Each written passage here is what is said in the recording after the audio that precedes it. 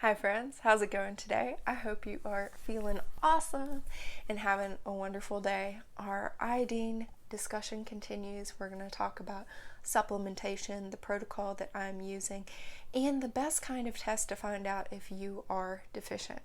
So, there are many different kinds of iodine tests. There's the blood test, which is what my naturopath ordered for me when I requested a test. And I talked to Don Bennett, my health counselor, who's helping me with my iodine insufficiency and the iodine therapy protocol.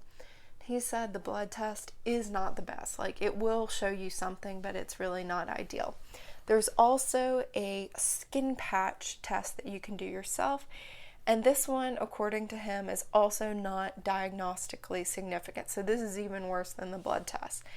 And it should never be relied upon for testing your iodine level.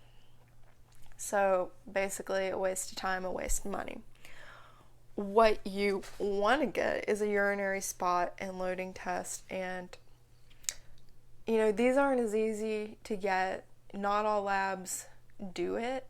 There are some, and I will link in the description to where you can order such a test and learn what your iodine levels actually are. So you do a spot test where first thing in the morning you pee in a cup and you send a little sample of that off to the lab, and then a loading test, which is this is a fun one. I had fun with it. So you collect all of your urine for 24 hours, where if you're like me, you drink a lot of water and you eat a lot of water-rich, healthy fruits and veggies, and you pee a lot. So I collected all my urine for one day when I was at work. So I brought this jug with me, in my car, woke up first thing in the morning, peed, collected it, brought my jug of pee with me to work. And every time I went to the bathroom, I had to remember to take the jug of pee with me and then collect my urine and put it in the jug. And I did this for 24 hours. And the same is true as, you go to bed, you still are, well, if you're like me, you wake up to pee a couple times. So I remembered to collect my pee overnight by leaving the bathroom light on, leaving the cup, and making sure I had cues to remember, in my kind of semi-conscious dream state, to go ahead and collect my pee. So I did that. I did the spot and the urinary loading test, sent those off to the labs end of January, got my results back really quick. I'm going to link to where you can do that too. And turns out I was iodine deficient. So to correct this, like I said, it's not going to be a matter of stuffing your face with all the kelp and nori and wakame and seaweed that you can eat, although those things are very good and tasty and you should use them if you want to. You don't have to. You will actually need to do a supplementation protocol. And it's not as simple as B12, where you just take the B12, done and done. Maybe get some injections, maybe take a spray or some pills or whatever. Iodine's more complicated because, like I've explained in the other videos, there are these competing halogens that are all parked in your receptors, and they're very similar, and it's just a more complicated issue than that. So iodine, you must take the iodine with iodine cofactors. And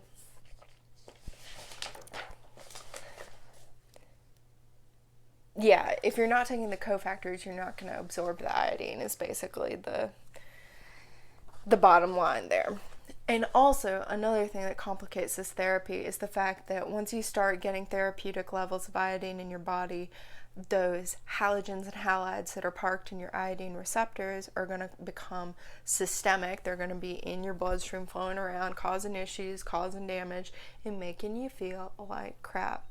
And I must say, I experienced bromine detox symptoms myself for the first about week to 10 days of taking my iodine therapy protocol. And some of those symptoms I will just touch on. Headaches, fatigue, increased need for sleep. I was sleeping maybe 6-7 hours before I started the therapy, waking up at 4:30 in the morning, getting my day going, having lots of energy, and then I started the therapy protocol, and I was like, started needing, like 10, 12 hours of sleep, was really, really tired and lethargic. Digestive issues, my digestion before was like really strong, bowel movement after every meal kind of situation, like feeling really good, really light. And then, everything kind of seemed to slow down. So I think my organs of detoxification were taxed, and when they're taxed, you have less energy to digest your food, because the body is like, gotta get this stuff out, there's only so much energy. I also had heat sensitivity, so as I've talked about before, I practice hot yoga every single day, just about. I had to stop doing that for a few days, and then when I went back, I took it easy, was having to lay down in Shavasana a bit more, because in hot yoga you sweat so much, and when you lose all that water dilutes the toxins. So I had more toxins in my bloodstream. I had all this like bromine in my bloodstream, and so when you took the water out, when I was sweating so much, it was just like bromine, like strong, and I was feeling like crap, and like even hallucinating a little bit, and just feeling like really like I need to lay down and like not be here.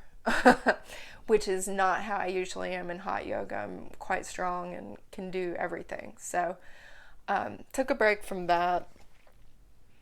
That was pretty much it. Just not feeling as strong in my workouts, going for hikes, and just being like, whereas usually I'm like running up the mountain and have lots of energy.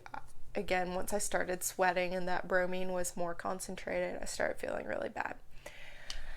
So those are some of the issues that complicate the iodine therapy. One more is the iodine utilization process. So this is an interesting thing. Again, I will reference the article that Don Bennett wrote that's really, really informative. He says that there are many biological mechanisms and pathways that work to facilitate iodine's use by the body. One, the sodium iodine symporter, the NIS it's called, is an iodine pump. It may not be functioning correctly, and without knowing how to determine if this is the case, wrong conclusions can be drawn from iodine test results.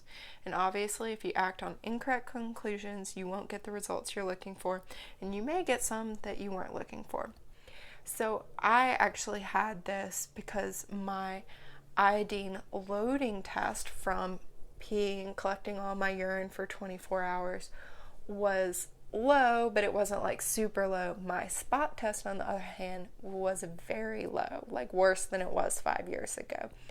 And this signifies like maybe that NIS is not working optimally, because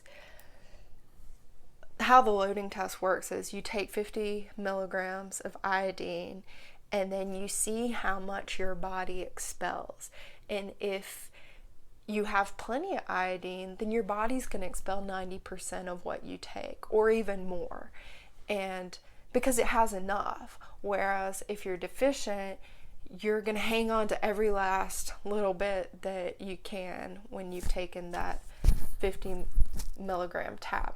So like I said, spot test was really low, loading test was like not as low, which indicates this NIS. So let's say you do get the testing done, you find that you're insufficient or deficient, or work with somebody. I'm going to share with you what I'm doing, the parts of my iodine therapy protocol, but I cannot stress this enough. Work with somebody who's experienced. Don't just do this yourself. This is very serious. It's very complicated. You want to be safe. You want to be responsible.